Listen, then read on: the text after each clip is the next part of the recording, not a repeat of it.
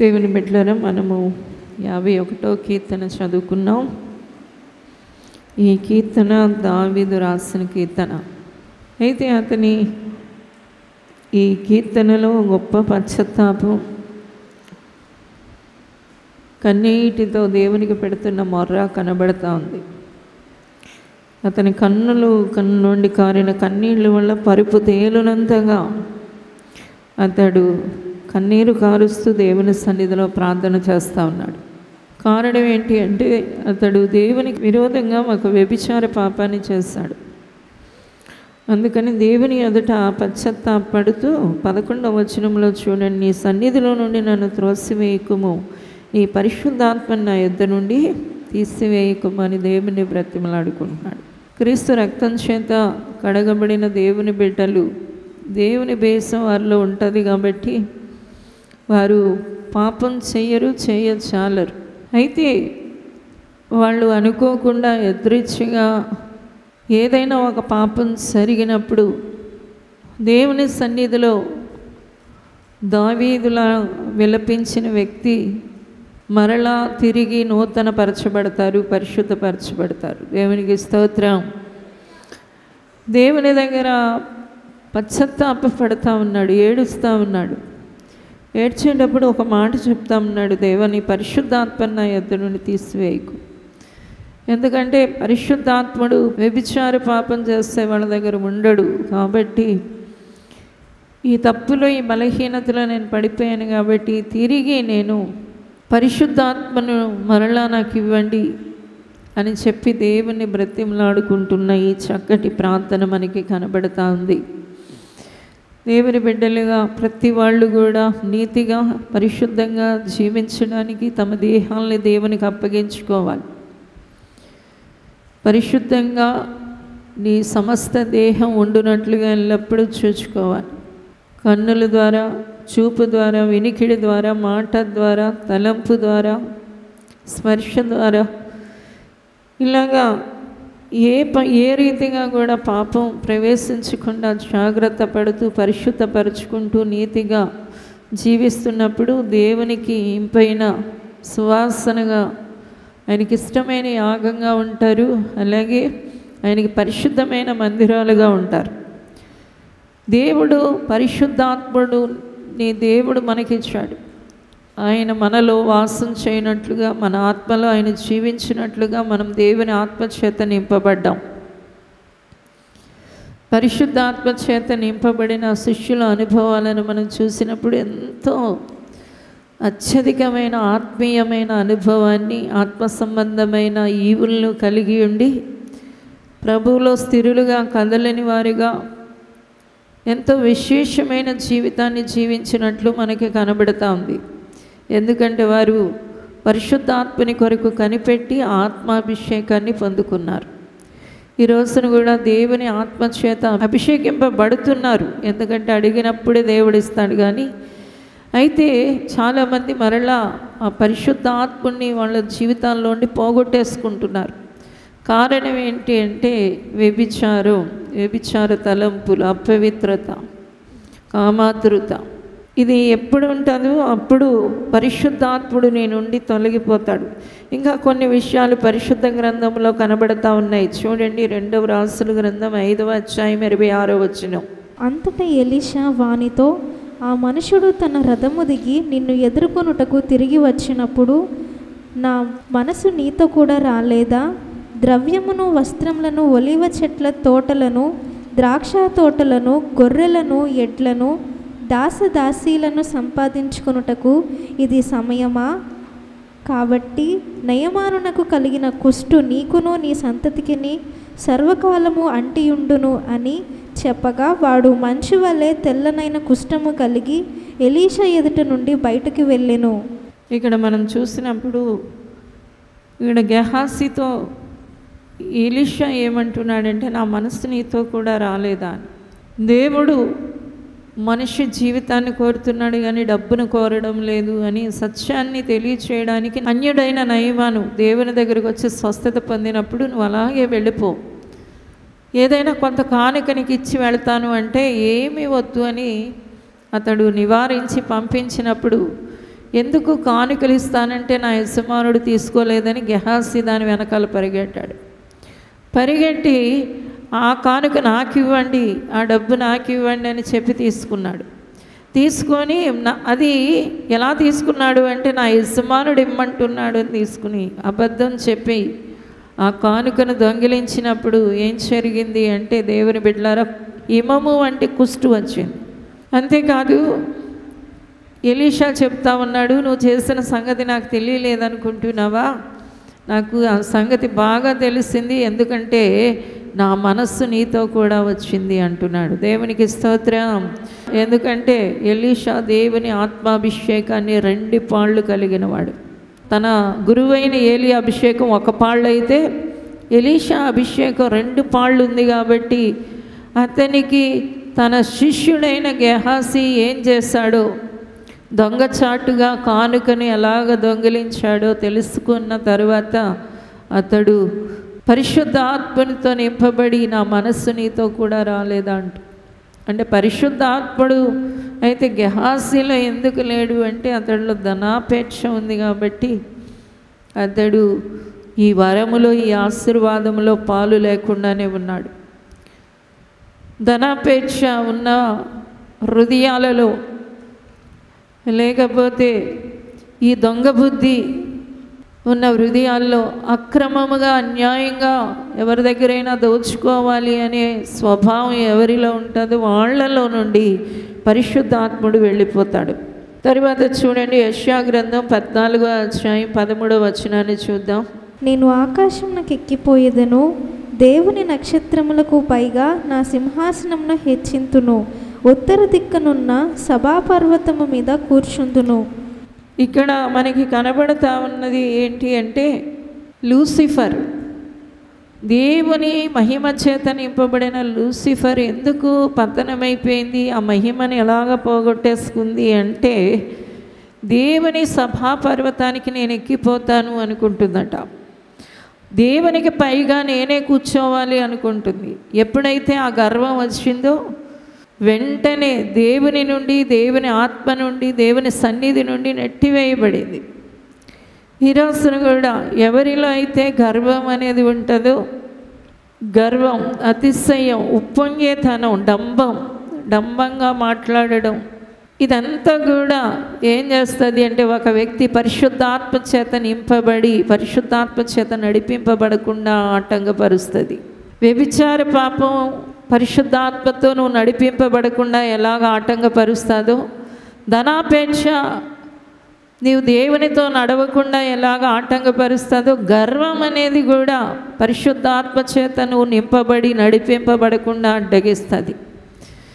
కాబట్టి దేవుణ్ణి దీన మనస్సు అనే ఆ మంచి మనస్సు కావాలని దేవుణ్ణి వేడుకోవాలి. దీనత్వాన్ని వస్త్రంగా కప్పుకొని ఉండాలి. నాకు దీనత్వం దయచేయండి ప్రభా అని దేవుణ్ణి అడగాలి. మన దేవుడు దీనుడు, సాత్వికుడు. ఆయన ఈ లోకంలోకి వచ్చినప్పుడు కూడా అతి దీనంగా జీవించాడు. గర్వం అనేది మొట్టమొదటి పాపం, అది సాతాను నుండి పుట్టింది కాబట్టి దాని నుండి తప్పించుకున్న వాళ్ళు పరిశుద్ధాత్మ చేత నడిపించబడతారు. దేవునికి స్తోత్రం, హల్లెలూయా. దేవుని బిడ్డలారా, మనం అనాథులము, దిక్కులేని వాళ్ళం కాదు. మనలో ఒక ఆయన ఉండి పరిశుద్ధాత్ముడు ఉండి మనల్ని నడిపిస్తున్న జీవితాలు మనవి. దేవునికి స్తోత్రం, హల్లెలూయా. ఏం మాట్లాడాలో, ఎక్కడికి వెళ్ళాలో, ఏం చెయ్యాలో అన్ని విషయాల్లో ఆయన కాపుదల, సంరక్షణ, భద్రతలో ఉండి మనం జీవించే ప్రశ్న. అయితే పరిశుద్ధాత్మ చేత నీవు నడిపించబడకుండా, ఆత్మాభిషేకం పొందకుండా నిన్ను అడ్డగించేది ఏంటి అంటే అది గర్వం కూడా. కాబట్టి గర్వం అనేది ఎంత మాత్రం కూడా ఉండకూడదు. ఇంకా చూడండి, చాలా విషయాలు మనకి పరిశుద్ధ గ్రంథం తెలియజేస్తూ ఉంది. మత్తయి సువార్త 25:25 చూద్దాం. నేను భయపడి వెళ్ళి నీ తలాంతును భూమిలో దాచిపెట్టి తిని, ఇదిగో నీది నీవు తీసుకొనుమని చెప్పెను. చూడండి, ఈ వ్యక్తి కూడా ఏమయ్యాడు అంటే దేవుడు తలాంతులు ఇస్తే అందులో తను కూడా ఒక పాలివాడుగా ఆ దేవుని ఈవులతో ఒక సంతోషించే జీవితం లేనివాడిగా మనకు కనబడుతున్నాడు. ఎందుకంటే తలాంతు తీసి గోతిలో భూమిలో కాతి పెట్టాడట. అది దేన్ని తెలియజేస్తూ ఉంది అంటే అతని నిర్లక్ష్య స్వభావం, నిర్లక్ష్యం. కొంతమందికి దేవుడి కార్యాల విషయంలో ఎంత నిర్లక్ష్యంగా ఉంటారు, ఇంకా ఇతర కార్యాలు అంటే చాలా శ్రద్ధగా ఉంటారు, కానీ దేవునిది అనేటప్పటికీ నిర్లక్ష్యంగా ఉంటారు. ఉద్యోగానికి వెళ్ళనివ్వండి, ఎంత కరెక్ట్గా టైం ఎంత చక్కగా చూసుకొని వెళతారు, కానీ మందిరానికి వచ్చేటప్పుడు వాళ్ళకి టైమే ఉండదు. ఇలాగ అన్ని విషయాల్లో కూడా దేవుడి విషయాలలో నిర్లక్ష్యంగా ఉండేవాళ్ళు. ప్రార్థనకి నిర్లక్ష్యం, ఆరాధనకి నిర్లక్ష్యం, వాక్యం వినడానికి నిర్లక్ష్యం. కొంతమంది ఇక్కడే కూర్చుంటారు కానీ వాక్యం వినడానికి లోపల నిర్లక్ష్యం. బాడీ ప్రెసెంటే కానీ ఈ మైండ్ ఎలా ఉంటుంది, ఆబ్సెంట్లో ఉంటుంది. నిర్లక్ష్యం. అది ఏంటి అంటే నిర్లక్ష్యం. వాళ్ళు ఏదో చెప్తారు, అది వినాలి. అమ్మో ఈరోజు దేవుడు నాతో మాట్లాడుతున్నాడు, దేవుడే నాతో మాట్లాడుతున్నాడు, ఆయన మాట నేను వింటేనే నేను ఆశీర్వదించబడతాను. ఇలాంటి ఆలోచన లేకుండా నిర్లక్ష్యంగా కరెక్ట్గా వాక్యం చెప్పేటప్పుడే బయటికి పోతారు. అయ్యో నేను వాక్యం వింటున్నానని ఆ గ్రహింపు ఉండదు. దేవుడి విషయాల్లో నువ్వు నిర్లక్ష్యంగా ఉంటే నీవు పరిశుద్ధాత్మ ఆశీర్వాదములో నువ్వు నిలబడలేవు, ఆనందించలేరు. కాబట్టి దేవుని విషయంలో ఎంత మాత్రం నిర్లక్ష్యంగా ఉండకండి. దేవుని విషయంలో శ్రద్ధ కలిగి ఉండండి. వాక్యం వినేటప్పుడు కానీ, ఆరాధన కానీ, ప్రార్థన కానీ అంతా కూడా బాబోయ్ దేవుడు అనే భయాన్ని, శ్రద్ధని, భక్తిని చూపించాలి. హల్లెలూయా. దేవుని బిడ్డలారా, ఇక్కడ మనము చూసినప్పుడు ఏం కనబడతా ఉందంటే ఆ వ్యక్తికి ఎందుకు పాలు పంపులు లేవు. దేవుడు పిలిచి కోరి అతనికి తలాంతిస్తున్నా కూడా తీసుకోలేకపోవడానికి ఒకే ఒక కారణం నిర్లక్ష్యం. దేవుని బిడ్డలారా, ఈ రోజున దైవ సంగతుల్లో నిర్లక్ష్యం ఎంత మాత్రం పనికిరాదు. తర్వాత చూడండి 2 తిమోతి పత్రిక 4వ అధ్యాయం 10వ వచనం చూద్దాం.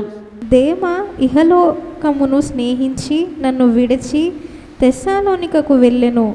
హల్లెలూయా. ఇక్కడ మనకు కనబడుతున్న వ్యక్తి పేరు దేమ. అతడు కూడా దేవుని సన్నిధిలో నిలబడలేకుండా పారిపోయాడు. ఎక్కడికి వెళ్ళిపోయాడు, అడ్రస్సే లేదు. ఎందుకంటే అపోస్తుడైన పౌలు దాన్ని గుర్తించాడు. ఇతడు ఏంటి పరిశుద్ధాత్మ ఆ ఈవుల్లో ఆశీర్వాదాల్లో పాలు పొందకపోవడానికి కారణం ఏంటి? దైవసనుడైన పౌలు గుర్తించినప్పుడు అతనికి అర్థమైంది ఏంటి అంటే దేమ ఇహలోకాన్ని స్నేహించాడు. దేమ ఏం చేశాడు చెప్పండి? ఇహలోకాన్ని స్నేహించాడు. ఈ లోక సంబంధమైన విషయాలు, ఈ లోకములో మనుషులే నీకు ఎక్కువ, ఈ లోకములో ఉన్నవే నీవు ఎక్కువ అనుకుంటే పరిశుద్ధాత్మ వరాన్ని ఎప్పుడూ కూడా రుచి చూడలేవు. పరిశుద్ధాత్మలో ఎల్లప్పుడూ కలిసి జీవించే ఆశీర్వాదాన్ని, ఆయన ఇచ్చే ఈవులని పోగొట్టేసుకుంటారు. ఈ లోకములో ఉన్నది ఏది కూడా మనకి ఎక్కువ కాదు. మనకి ఏది ఎక్కువ అంటే దేవుడే ఎక్కువ. దేవునికి స్తోత్రం. దేమ ఇహలోకాన్ని స్నేహించాడు అంటే లోకములో ఉన్న మనుషులే అతనికి ఎక్కువ అనుకున్నాడు. లోకములో ఉన్న గౌరవాలు, లోకములో ఉన్న ప్రేమలు, లోకములో ఉన్న ఆశలు ఇవే ఎక్కువ అనుకొని మొత్తానికి పరిశుద్ధాత్మని, దేవుని సంఘాన్ని, సేవకుల్ని విడిచి పారిపోయాడట. ఈ భయంకరమైన పరిస్థితి ఎందుకు దాపరించింది అంటే అతడికి లోకం ఎక్కువ, దేవుడు తక్కువ. కొంతమంది అంతే, లోకం ఎక్కువగా వెయిట్, దేవుణ్ణి తక్కువగా పెడతారు. ఆఖరికి దేవుని బిడ్డలం అని చెప్పుకోవడానికి కూడా మెలికలు తిరిగిపోతారు, సిగ్గుపడిపోతూ ఉంటారు. అలా చెప్పుకోవడానికి కూడా చాలా చాలా భయపడిపోతూ ఉంటారు. దేవుని బిడ్డలారా, ఆ ధైర్యాన్ని దేవుణ్ణి ఇమ్మని అడగాలి.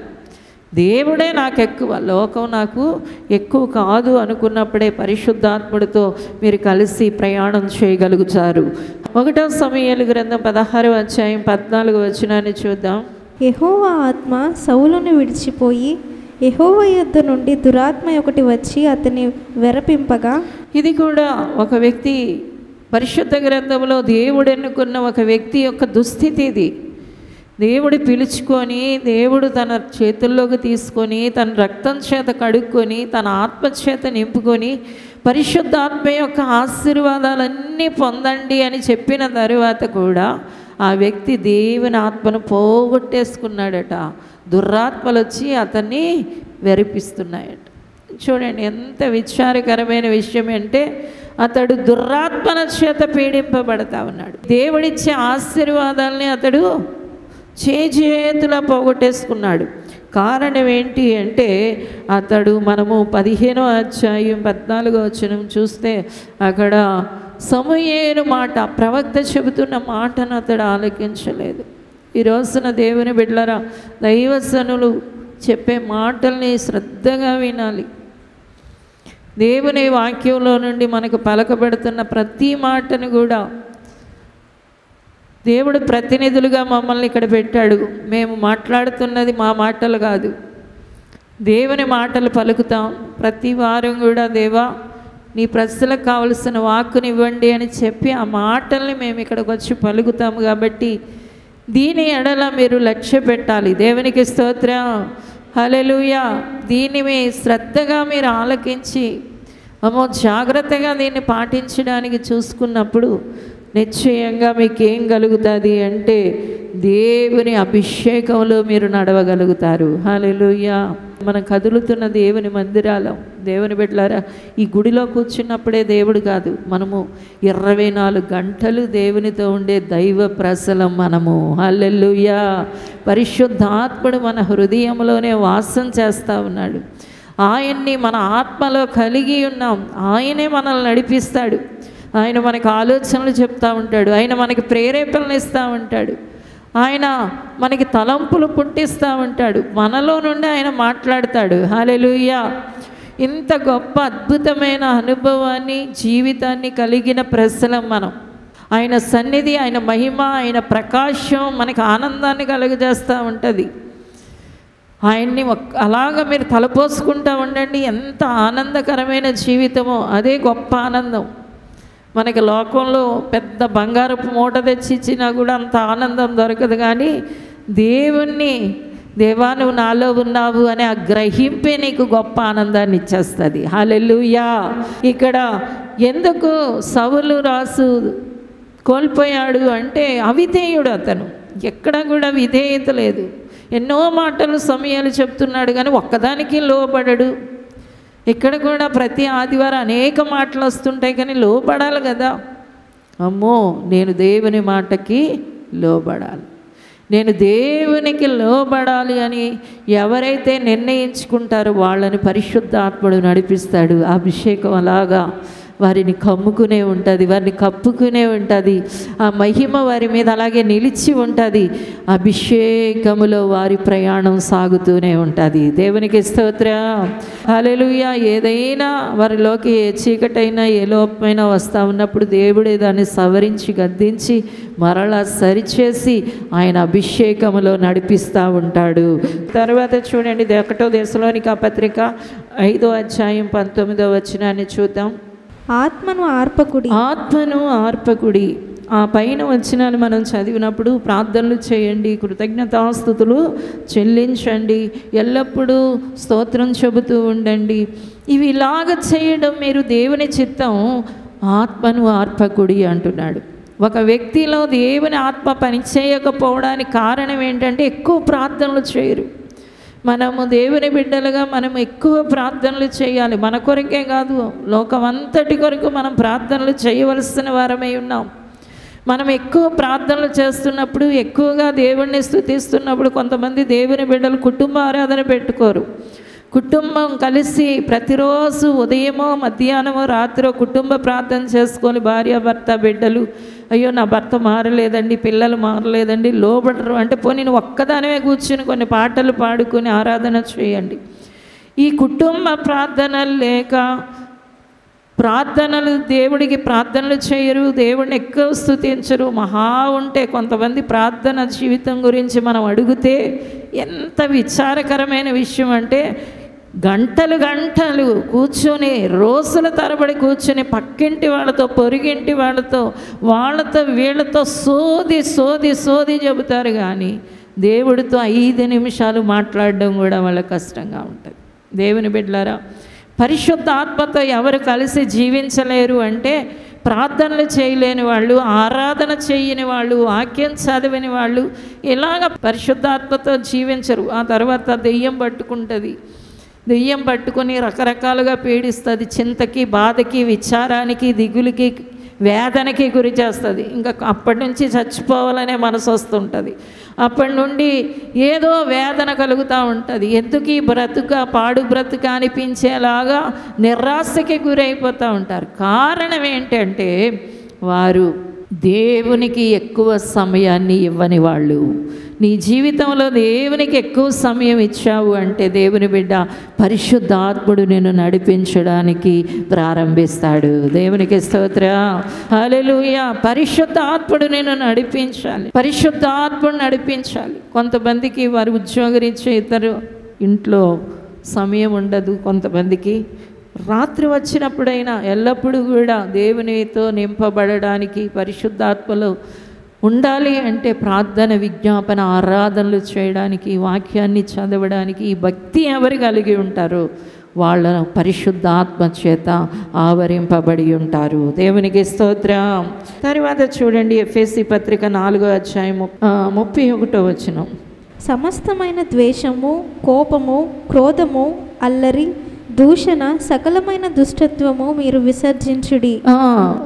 తర్వాత ఎవరిలో అయితే ఈ పగ, ద్వేషం, కోపం, ఇతరుల మీద కక్ష, ఇతరుల మీద విరోధ భావం ఎవరు కలిగి ఉంటారో వారిని కూడా పరిశుద్ధాత్మను నడిపించలేడు. నేను పరిశుద్ధాత్మను నడిపించాలి అంటే ఈ చేదంతా తీసివేసుకొని ప్రేమను నింపుకోవాలి. దేవునికి స్తోత్రం. కొందరు మేము కూడా అన్య భాషలు మాట్లాడుతున్నామండి. మీరు అన్య భాషలు మాట్లాడచ్చు కానీ పరిశుద్ధాత్ముడు మిమ్మల్ని ఏం చేయడం లేదు, నడిపించడం లేదు. పరిశుద్ధాత్ముని యొక్క ఆ సన్నిధి, మహిమ, ఆ ప్రకాశం మీ మీద ఉండి ఆయనే మిమ్మల్ని నడిపించాలి అంటే పగ, చేదు, ఇతరుల మీద అసూయ, అనుమానాలు పూర్తిగా తీసివేసుకోవాలి. అందరినీ సహోదర భావంతో ప్రేమించాలి. అప్పుడు ఏముంటుంది అంటే పరిశుద్ధాత్ముడితో మీరు చక్కటి ప్రయాణాన్ని జరిగించగలరు. మీరు ఒంటరిగా ఉండరు, అనాథగా ఉండరు, దిక్కులేని వాళ్ళలాగా ఉండరు. మీరు పరిశుద్ధాత్ముడితోనే నిరంతరము ప్రయాణం చేయగలుగుతారు. ప్రభువా, నన్ను పరిశుద్ధాత్మ చేత నింపండి అయ్యా, పరిశుద్ధాత్మ చేత నడిపించండి అయ్యా. అయ్యా, నీకు ఇష్టం లేనివి, వ్యభిచారమా, అది గర్వమా, ధనాపేక్ష, నిర్లక్ష్యమా, దేవుని బిడ్డలారా, ఏది నీలో ఉన్నా కూడా పరిశుద్ధ ఆత్మ చేత కలిసి మీరు పని చేయలేరు. పరిశుద్ధ ఆత్మతో కలిసి మీరు జీవించలేరు. భక్తి లేకపోయిన వాళ్ళతో కూడా పరిశుద్ధాత్ముడు ఉండడు. అంతేకాదు పగున్న వాళ్ళతో పరిశుద్ధాత్ముడు ఉండడు. పరిశుద్ధాత్ముడా, నాకు కావాలి, నువ్వే నన్ను, నా జీవితాన్ని నడిపించాలి. నా మట్టుకు నేను నడవలేను, నేను అనాథగా, దిక్కుమాలిన వ్యక్తిగా, ఒంటరిగా నేను బ్రతకలేను. నన్ను నీవే నడిపించాలయ్యా, నీవే నడిపించాలి. నాకు నీ నడిపింపు కావాలి, నీ సహాయమే కావాలి. అనుక్షణం నీతో స్నేహ సంబంధం కావాలి. నా గుండెల్లో నువ్వు నివసించాలి. నీ తలంపులు నాకు కావాలి, నీ ఊహలు కావాలి, నీ ఆలోచనలు కావాలి. నా జీవిత కాల ప్రయాణం అంతా నీతో కొనసాగాలి. అయ్యా, పరిశుద్ధమైన తండ్రి, కృపగల దేవానికి వందనాలు చెల్లిస్తున్నాను. అయ్యా, నీ వాక్యాన్ని అంగీకరించి నీ బిడ్డలు అయ్యా తమలో పరిశుద్ధాత్మను కలిగి అయ్యా తండ్రి పరిశుద్ధాత్మతో కలిసి ఉండే జీవితాన్ని యేసునామములో పొందుకొందురుగాక, యేసునామములో పొందుకొందురుగాక. పరిశుద్ధాత్మకి వారికి అడ్డుగా, ఆటంకంగా ఏది ఉందో అది యేసునామములో తీసివేసుకొందురుగా. అయ్యా, ఇప్పుడే పరిశుద్ధపరచండి. ఏదినైనా పరిశుద్ధాత్ముడు వారి జీవితాల్లోనూ పని చేయకుండా ఏది అడ్డుగా ఉందో అది కొట్టివేయబడునుగా, ఇది తీసివేయబడును, ఇది తొలగిపోవునుగాక. మీకు మహిమ చెల్లిస్తూ మీ చేతులకు బిడ్డలను అప్పగిస్తూ యేసునామమున అడుగుచున్నాము తండ్రి, ఆమేన్. వరంగల్లో దహించు అగ్ని సేవకుల సదస్సు ఫిబ్రవరి 24వ తేదీన ఉదయం 10 గంటల నుండి ప్రారంభించబడును. ముఖ్య ప్రసంగికులు డాక్టర్ థామస్ గారు, దహించు అగ్ని మినిస్ట్రీస్, రాజమహేంద్రవరం. స్థలం new Jerusalem Baptist church, circuit house, life line hospital road, Warangal. మరిన్ని వివరాలకు 9494940072 మరియు 73. రాజమహేంద్రవరంలో దహించు అగ్ని సేవకుల కూడిక ఫిబ్రవరి 25వ తేదీన ఉదయం 10 గంటల నుండి ప్రారంభించబడును. ముఖ్య ప్రసంగికులు డాక్టర్ థామస్ గారు, దహించు అగ్ని మినిస్ట్రీస్, రాజమహేంద్రవరం. స్థలం దహించు అగ్ని ఆడిటోరియం, నటరాజ్ థియేటర్, రాజమహేంద్రవరం. మరిన్ని వివరాలకు 9494940072 మరియు 73. డాక్టర్ థామస్ గారి కలము నుండి క్రొత్తగా విడుదల చేయబడిన హెబ్రీ గ్రంథ వ్యాఖ్యాన పుస్తకం అందుబాటులో ఉన్నవి. ఈ పుస్తకం కావలసిన వారు $200 రుసుము చెల్లించి పొందగలరు. కొరియర్ లేదా పోస్టల్ రుసుము ఉచితం. సంప్రదించుటకు మా ఫోన్ నంబర్స్ 9494940072 మరియు 9494940073. ఇది కుటుంబ ఆశీర్వాద కూడిక.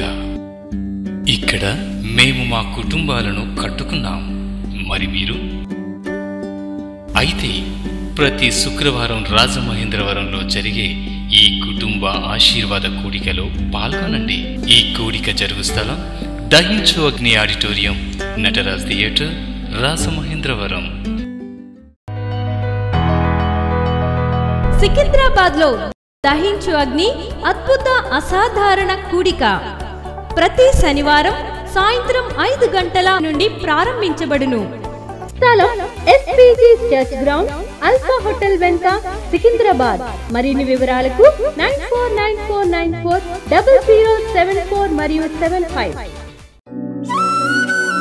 రాజమహేంద్రవరంలో దహించు అగ్ని అభిషేక ఆదివారపు ఆరాధన ఇప్పుడు ప్రతి ఆదివారం ఉదయం 9:30 నుండి ప్రారంభించబడును. తప్పక పాలు పొందండి, దైవిక ఆశీర్వాదం పొందండి. స్థలం దహించు అగ్ని ఆడిటోరియం, నటరాజ్ థియేటర్, రాజమహేంద్రవరం. మీ ప్రార్థన అవసరతలకు 9494940072 మరియు 73. ఈ టీవీ కార్యక్రమాన్ని చూసి ఆశీర్వదించబడినట్లయితే దహించు అగ్ని టీవీ పరిచర్యకు మరియు బ్లెస్సింగ్ ల్యాండ్ కు సహకరించండి. దహించు అగ్ని trust current account number 357222444370, State Bank of India, main branch, Rajamahendravaram.